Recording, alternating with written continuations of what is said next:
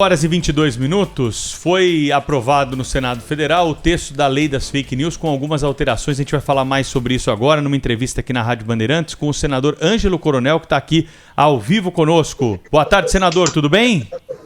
Boa tarde, Pedro, boa tarde, Cláudio, boa tarde, Lana, ouvintes da Bandeirante, um prazer voltar a falar nos microfones desta grande emissora e as ordens de vocês para qualquer esclarecimento. Boa tarde, senador. Lana falando aqui. Obrigado por aceitar o nosso convite. Estamos sem imagem, é isso mesmo, né? Não, o senhor está no ar aqui com a gente. Talvez não tenha um retorno para o senhor, mas já a gente vai providenciar enquanto a Lana faz a primeira pergunta, tá? Okay. Vamos lá, senador. Um dos pontos mais polêmicos dessa lei envolvendo as fake news seria a identificação com a RG ou CPF dos usuários na hora de criar um perfil na rede social. Isso caiu no Senado.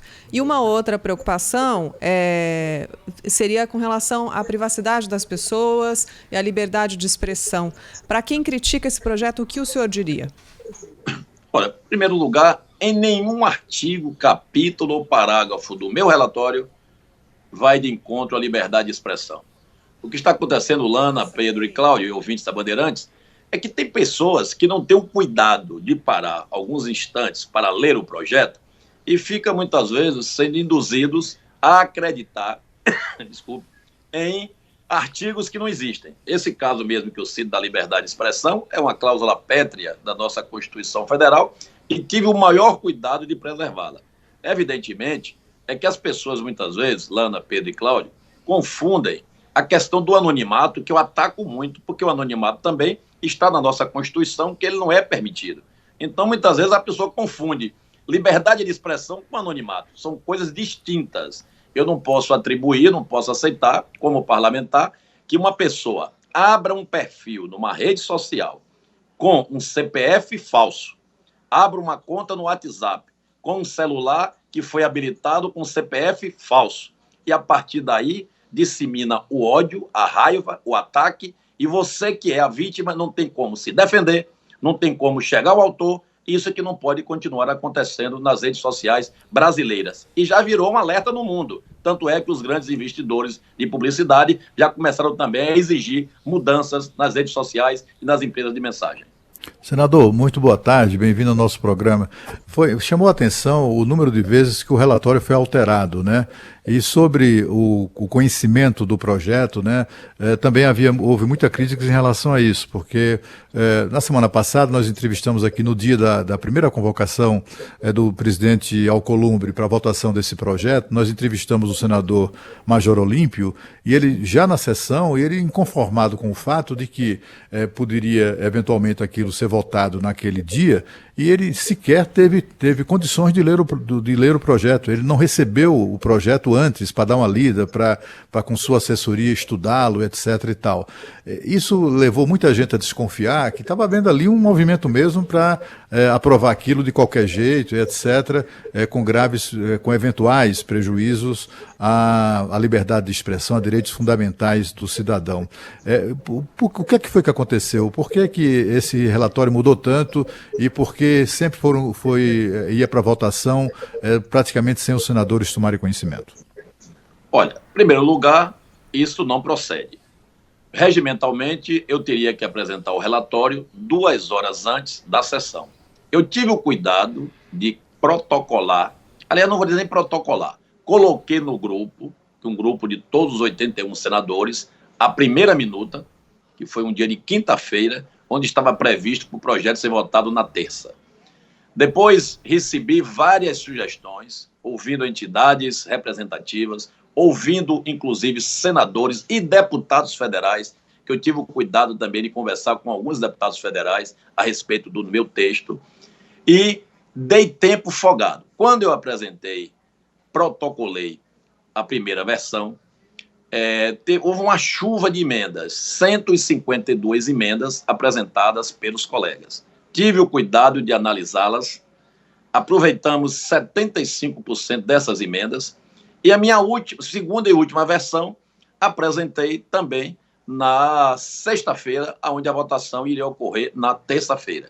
Então, ou seja, tive o cuidado de até não ir de encontro ao regimento, que eu teria até 2 horas antes, e procurei antecipar com 2, 3 dias para que todos os senadores tivessem condições de olhar, opinar, para que a gente pudesse, com isso, construir um texto de consenso. Então, eu não sei o que foi que houve, que alguns senadores vieram com esta ideia que o projeto foi colocado sem ouvi-los.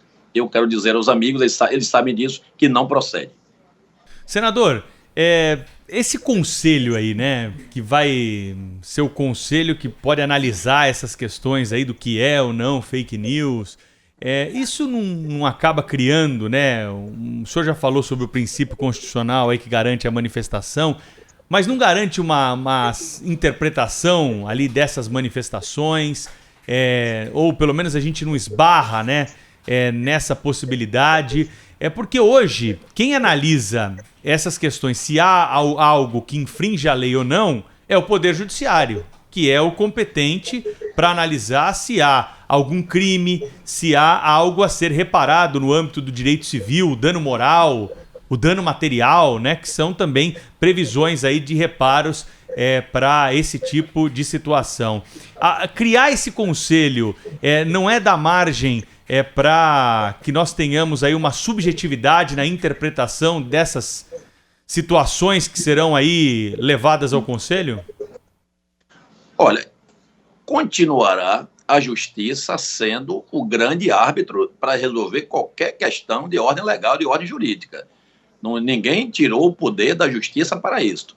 Este Conselho de Transparência na Internet é para que as pessoas prejudicadas ou as próprias empresas possam ter um foro de discussões, de medidas a serem tomadas, de alteração na sua plataforma, para que essas empresas de rede de mensagens e de social não façam mudanças no Brasil sem, pelo menos, ouvir este conselho. Por isso que o nome é conselho. Então, na verdade, eu quero aqui ser bem claro que este conselho é um conselho consultivo, é um conselho que não vai ter o poder legal de infringir nenhuma sanção contra as redes sociais. Mas eu acho de grande valia porque ele vai conseguir dirimir e também opinar para que as redes sociais possam fazer novos procedimentos para proteger a nossa sociedade. Esta é a função desse Conselho de Transparência na internet. Um ponto importante, senador, é que a proposta que foi discutida pelo Senado não criminaliza de nenhuma forma as fake news. Não seria um passo mais eficiente, uma forma mais eficiente de conter o avanço? Ou o senhor acha que foi feito da maneira correta? O que a gente entende é que as plataformas passam a ser mais responsabilizadas pelo conteúdo que está circulando ali, né? E de novo, não mexer no conteúdo, porque isso pode ser interpretado como censura, mas conter os mecanismos de disseminação em massa de conteúdos falsos era o objetivo nesse caso? Olha, nós transferimos as responsabilidades, por exemplo, as plataformas têm que detectar contas que são utilizadas com robôs. Isso aí passamos para as plataformas, eles têm que detectar e tirar do ar os robôs maléficos. Porque tem os robôs usados para o e-commerce, que é possível continuar sem nenhum problema, robôs utilizados por bancos. Ninguém está interessado nisso. O que nós estamos querendo tirar é o robô anônimo. É o robô que tem investimentos financeiros grandes por trás para disseminar algo negativo contra os seus alvos. Isso daí deixamos por conta das plataformas que ele tem ferramentas para isso. Você me perguntou na questão... Como que essas plataformas vão fazer esse acompanhamento? E, de novo, isso não afeta a liberdade das pessoas de dizer o que querem, porque a rede social é um ambiente para isso, né, senador? Para que as pessoas digam o que elas querem, né? Lana, eu acho que as redes sociais foram criadas para as pessoas se socializarem. Eu também sou a favor, uso redes sociais há muito tempo, desde a sua criação. Agora, o que nós não podemos permitir é que uma rede social permita um perfil falso para atacar a sua honra, para atacar a sua dignidade. E você, Lana, quando procurar naquele perfil para saber quem é o autor, você não sabe de quem se trata. Você não tem o direito de sua defesa. Você não pode defender a sua honra, não pode defender a sua dignidade, porque você está ali lidando com um anônimo. E a rede social não lhe permite, não lhe proporciona meios até de falar quem é esse anônimo. Isso daí não é permitido na nossa Constituição Federal. Eu estou querendo proteger, sem nenhuma hipocrisia, a sociedade brasileira, o povo brasileiro, porque não é possível. Vamos voltar um pouco agora para o WhatsApp. Não é possível alguém colocar um áudio, um vídeo, num grupo de WhatsApp, percorrer milhões de pessoas. Para vocês terem uma ideia, com 5 dias, uma mensagem, ela sendo reencaminhada a cada grupo de 256, chega a quase 10 milhões de pessoas. Aí você chega em sua casa, com sua família, você pega uma amiga, lhe mostra aquele áudio, aquele vídeo, com cenas de nudez, com cenas de sexo, com cenas depreciativas, você olhar aquilo feito contra uma filha sua ou contra você, e você procurar na justiça, a justiça procurar o WhatsApp falar... Mas isso não tem mais não, né, senador? Essa pessoa. Hein? Esse negócio de grupo de 256 não existe mais, é no máximo só dá para mandar no máximo de 5 mensagens por vez, né? Não, você pode mandar uma mensagem para 256 pessoas. Você pode mandar 5 mensagens, para 5 grupos. Você pode ter a opção de 5 pessoas ou 5 grupos. Ainda existe, pode verificar que existe. É o então, grupo, né, senador? Você tá em sua casa... mandando para o grupo, tudo bem. Agora, senador, muita gente anda desconfiada, desde o começo de toda essa confusão, né, e esse interesse, súbito interesse do Congresso Nacional de legislar sobre isso, né, de estabelecer algum tipo de controle sobre redes sociais. Muita gente interpretou isso como uma vontade aí da classe política de se blindar de crises, ou de críticas, né, desculpe, de se blindar de críticas, porque é muito frequente, né, o político ser acusado de alguma malfeitoria e, em vez de responder aquilo, ele simplesmente diz que aquilo ali é falso, que aquilo ali é fake news, etc. e tal. Tem isso também? O senhor percebeu isso entre os políticos, entre os parlamentares, a vontade de calar as redes sociais do ponto de vista da crítica às suas atividades? Em hipótese alguma. Esse projeto foi acelerado a sua votação porque foram feitas 2 pesquisas, inclusive uma foi pelo Ibope, onde 90% da população brasileira disse que uma lei de fake news tem que ser logo aprovada no Brasil. E depois disso, o Data Senado fez uma outra pesquisa para ratificar esses dados, também bateu 93%. Então, com esses dados na mão, o presidente me chamou e disse: Coronel, você já é presidente da CPMI das fake news. Você topa relatar esse projeto? Você vai receber pressão de todos os lados. Eu falei: não tem problema. Aí nos entregou esta demanda e nós conseguimos relatar e apresentamos e votamos na tarde de ontem. Esse problema... Mas, senador, por que o projeto que é só legislando em causa própria, nós temos aí as instituições democráticas sendo abaladas, o Supremo Tribunal Federal, a própria Presidência da República. Então não é um assunto só para proteger a classe política. Eu acho que todo o povo brasileiro que usa a rede social, que usa o WhatsApp, já foi vítima de uma fake news. Porque, só para reforçar a pergunta da Lana agora há pouco, por que então que o projeto não criminaliza fake news? Não tem lá nenhuma punição, né? Criminaliza, peraí, vamos por parte. Nós tivemos um projeto com 75 páginas em função das emendas apresentadas, com 37 capítulos. O que é que eu fiz? Eu retirei a parte criminal e apresentei um outro projeto. Já está lá para a próxima semana o presidente já designar relator. Mas esse aprovado não tem, né? Hein? Nesse aprovado não tem isso. Não pelo seguinte, porque teve alguns conselhos de advogados penalistas que não deveriam misturar as pautas. Então, nós vamos ter esse projeto que vai correr agora paralelo. Modificação do Código de Processo Penal, Código de Defesa do Consumidor, Lei de Organizações Criminosas, Lei de Lavagem de Dinheiro e criando uma tipificação nova, que é o crime contra a honra na internet. Então eu apresentei esse projeto já tem até uns 3 meses atrás, solicitei que desarquivasse ele hoje, para que eu acrescentasse mais essas tipificações novas e também mudanças em artigos e capítulos dessas leis que já existem no nosso país. Então, senador, com isso a gente vai fechar. Porque, na verdade, esse projeto está na Câmara, vai ser aprovado ainda ou não pela Câmara, volta para o Senado vai para a sanção se tudo correr conforme esperamos com as suas devidas aprovações. Então, enquanto isso, nós vamos também tramitar com essa parte penal. Mas parece que o presidente Jair Bolsonaro não ficou muito satisfeito, né, senador? Hoje ele disse que o projeto não deve vingar na Câmara e se ainda tem a possibilidade de veto e que não concorda com a proposta. O que será que aconteceu? Olha, Lana, eu tomei até como surpresa. Quando um cidadão brasileiro, um presidente da República, sai com algo dessa natureza, fica parecendo que está com medo de alguma coisa. A mesma coisa na CPMI. Quando eu vejo o Eduardo Bolsonaro entrar com mandado de segurança para acabar com a CPMI, Depois, 8 deputados do lado do governo entraram para tirar Ângelo Coronel da presidência da CPMI. Agora aprovamos um projeto, o presidente dá essa infeliz declaração. Então a gente fica se perguntando, o que é que está por trás? Por que não quer acabar com as fake news?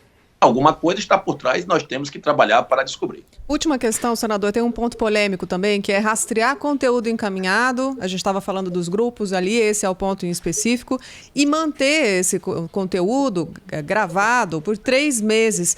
Queria que o senhor explicasse como isso pode não ser interpretado como invasão de privacidade.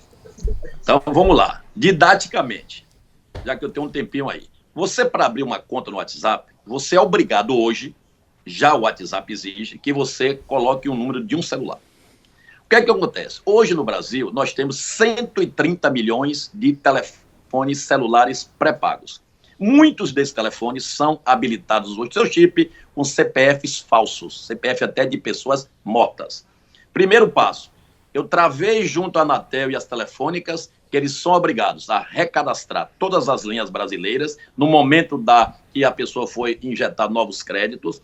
Como é que será isso? Porque hoje, Lana, meu amigo Pedro e Cláudio, você quando você habilita um chip no celular, entra uma URA, que é uma unidade de resposta audível, que te pede o teu CEP da sua rua, te pede o teu número de CPF. Você digitou, clicou, já está com o seu celular habilitado.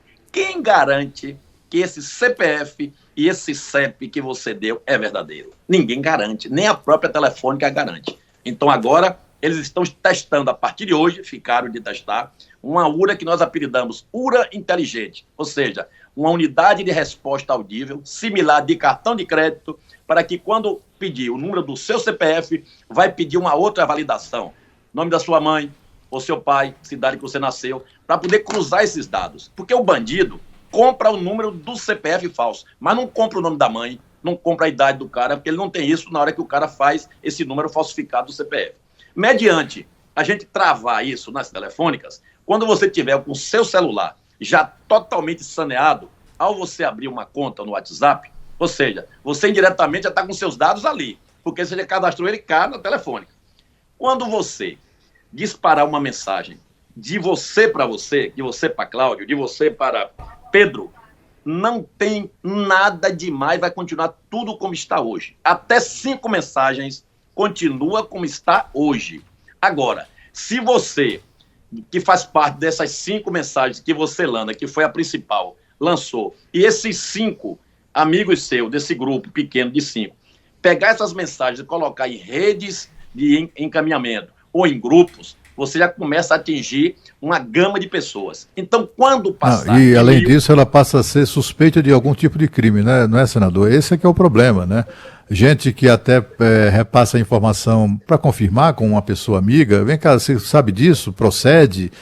Tem alguma informação sobre esse assunto? Essa pessoa, então, fica passível de pagar um alto preço por esse gesto, né? Não, deixa eu continuar a explicação que você vai ver que não vai chegar a isso. Então, a partir do momento que você passou de 1000, essa mensagem viralizou, porque uma mensagem só viraliza até o 5º dia, isso é técnica. Até 5º dia, isso viraliza no mundo. Então, por isso que eu botei 15 dias, de até uma folga. Se passou de 1000, o WhatsApp guarda o metadados, guarda somente aonde a mensagem transitou, não guarda a mensagem.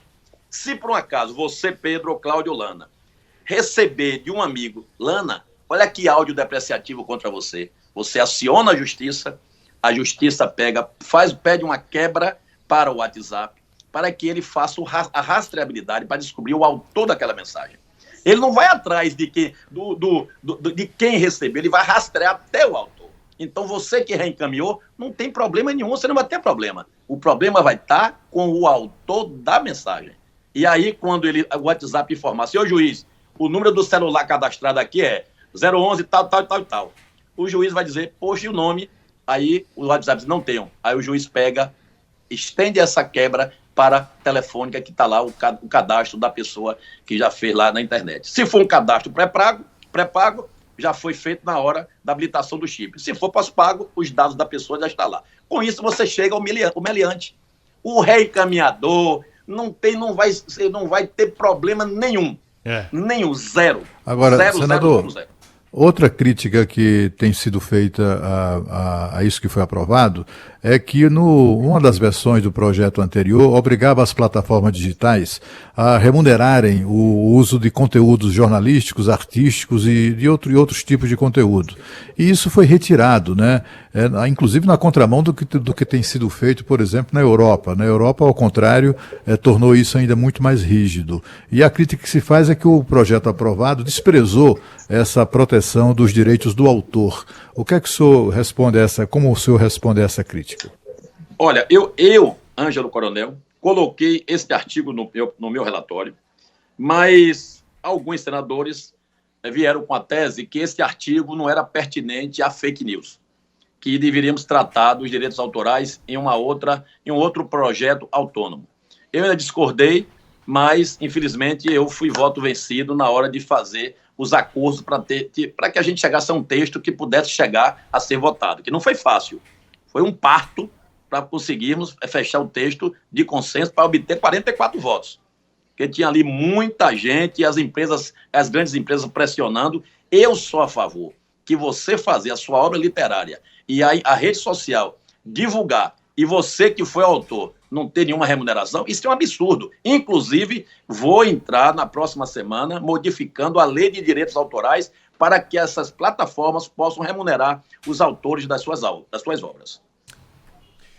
Eu quero agradecer ao senador Ângelo Coronel, que conversou conosco aqui sobre esse projeto aí polêmico das fake news que está na Câmara agora. A gente vai, claro, continuar em cima desse tema aqui. O senador voltará para conversar conosco sobre isso, certamente. Temos que agradecer, né, Pedro, a paciência do senador. Muito obrigado, hein, senador? Obrigada. Não, Cláudio. Obrigado a você, Cláudio, a Pedro, a Alana. Prazer voltar a falar com a Bandeirantes. Eu fico até preocupado, porque quando a gente fala rápido e o tempo é curto, você não consegue ser muito didático. Mas estou à disposição para qualquer esclarecimento, se quiser debater algum tema específico, principalmente esse da rastreabilidade, que é um tema polêmico. O problema do celular também é outro tema polêmico. São os dois pilares do meu relatório. Foram destacados na hora da votação por alguns senadores, porque não concordavam com isso. Na Câmara, eu não sei também se vai passar pacificamente ou se vai ter destaque sobre esse tema, mas eu acho o seguinte: só conseguiremos travar as fake news fazendo a rastreabilidade e fechando a brecha da telefonia celular. Inclusive, você falou dos direitos autorais, Pedro. Ainda na Europa, direitos autorais também, a França botou o pé no freio, com a Alemanha também, e também vão legislar em outra ação, em outro projeto a respeito dos direitos autorais. Mas, uma coisa eu digo a vocês, eu acredito que este projeto, esse relatório, esses artigos, que são pilares, pode servir de modelo para o mundo, porque eu estudei toda a legislação dos países, pelo menos mais conhecidos e mais populosos do mundo, a respeito disso. Inclusive a Índia, que também é o primeiro maior mercado do WhatsApp, o Brasil é o segundo, já está, inclusive, estudando esses artigos e capítulos que nós colocamos nesse texto. Informações que eu já tive de pessoas que me deram essa informação com total fidedignidade. Desculpa o termo, não sei se eu falei a palavra certa. Então eu quero agradecer a vocês da Rádio Bandeirantes, a todo o povo de São Paulo e do Brasil, e a vocês três que fazem realmente um trio parada dura, que sabe entrevistar e aperta o nosso entrevistado. Obrigado pela entrevista, senador. Grande abraço. Senador Ângelo Coronel conosco, aqui trazendo então os detalhes a respeito desse projeto, né, que foi de relatoria dele e que agora segue para a Câmara, a gente continua acompanhando.